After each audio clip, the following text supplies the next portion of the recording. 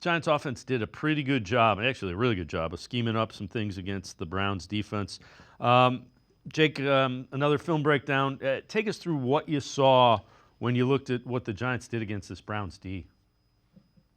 Yeah, they have a great feel, and it's not isolated to just this game. A great feel for stuff that is happening, around the scheme, coaching, how they're coaching it, and how they're using it. So I just feel like quarterbacks and play callers know how to attack these guys. You're going to watch. This is after a holding penalty down here at the bottom of the screen. You're going to see Wan'Dale Robinson just run a slant against a disguised man coverage or a match coverage here that they know exactly what they're going to get. If they push a tight end up the middle of the field, that's going to take the three-hook linebacker to run with him, and then it's just about winning inside because they understand the principles the Browns run with, that Mike Backer is going to run vertically with that tight end. So in this scenario, you're going to get a pretty open player when it's first and 20 off of a holding call that they're able to convert or get 17, 18, 19 yards by beating Newsome back inside.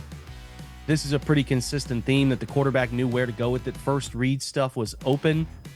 Now, Malik Neighbors is a problem, but again, this is two tight end stuff. So if they get the Browns with three linebackers on the field, they know that the Browns are going to get pretty aggressive.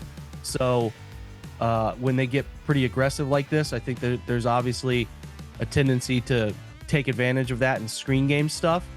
So watch how they react to the flat motion, watch how they react to the offensive line, and then it's just about literally dropping it off because, hey, we know if we get the Browns into three linebacker looks, we're not going to have much of a problem being able to get them to play aggressive downhill against the run. They know how those guys play against the run. And again, just dressing it up with motion, you can watch the impact it has on the two linebackers who are your fallback guys if this football is to be caught up in the other side of things. Like the Browns blow up a lot of screens from gun because linebacker like JOK is so quick to trigger to the back. But watch how this looking like run for a split second gets JOK to pause and move and Hicks to climb forward, and then you have all the angles you need to hit a screen for a big play because you're taking advantage of their aggression from under center, right?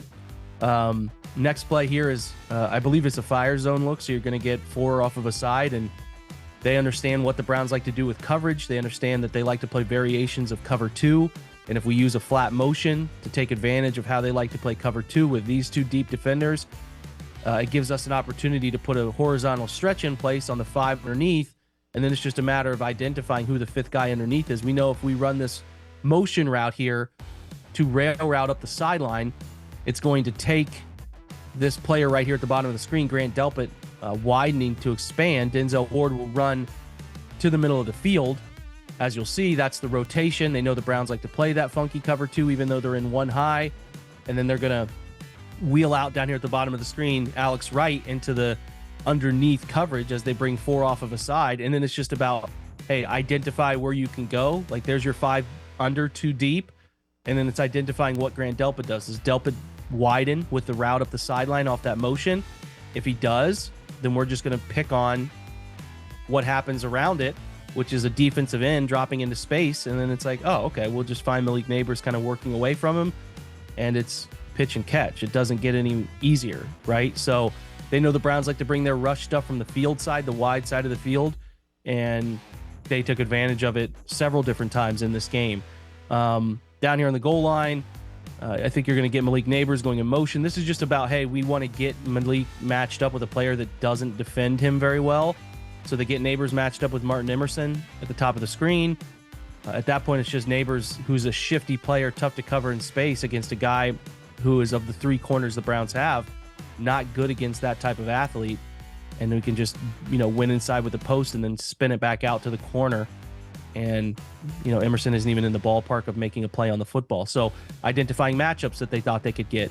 Another one, Greg Newsome in the slot. This is man coverage. Walk down in their face. There's nothing hidden about this man coverage that's happening. Even see JOK at the bottom of the screen running out to cover the running back. That's the biggest indicator that it's man coverage when linebackers run out and cover running backs, because that's the matchup you prefer. You don't want linebackers on speedy receivers inside. But then it's like, these guys don't want you to get outside, but Malik Neighbors is fast enough. As the Giants love this young player, great young wide receiver, let's just put him in the slot and let him run past people. Shifty, he's got great acceleration. that should have been a big play. That's the second half where everybody kind of has this idea the Browns shut the Giants down. If they just throw that and catch it, it's an easy opportunity to pick up 40 yards, 30, 40 yards there. Again, man coverage look because JOK is telling you it's man coverage as he runs out to the sideline to cover the running back. Let's just run slant flat, just call it dragon back in the day is the name for it, and let's make these two exchange these routes off.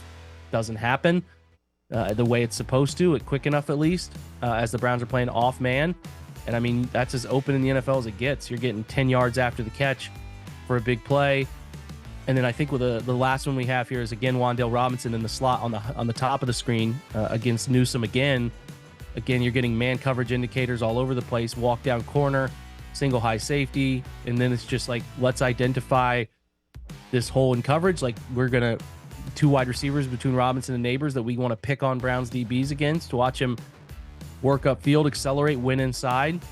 And there's nobody. The Browns go with zero blitz. They get hyper aggressive, even bring that deep safety on a blitz, and Robinson's wide open. I mean, that's a catch and run for 20 yards, maybe break a tackle. It's a touchdown.